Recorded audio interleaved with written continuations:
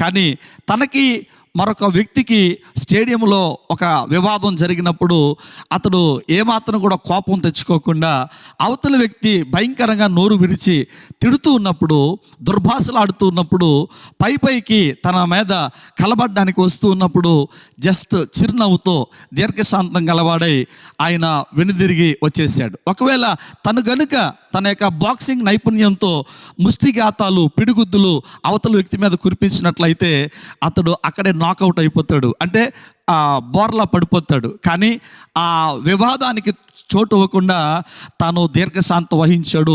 ఈరోజు ప్రపంచంలో ఆ సంఘటన తరువాత తనకి ఒక గొప్ప అరుదైన ఘనత, గౌరవం దొరికింది. దేవుని వాక్యం సత్యం, దాన్ని విని గైకొనడం వలన మనకెన్నో దీవెనలు, ప్రయోజనాలు జరుగుతాయి. మరి దీర్ఘశాంతాన్ని కంటిన్యూ చేద్దాం, దీర్ఘశాంతాన్ని కలిగి ఉందాం. దేవుడు దీర్ఘశాంతము ద్వారా వచ్చే ప్రతి దీవెన, ప్రయోజనాన్ని మీకు సమృద్ధిగా అనుగ్రహించి నడిపించును గాక. ఆమేన్.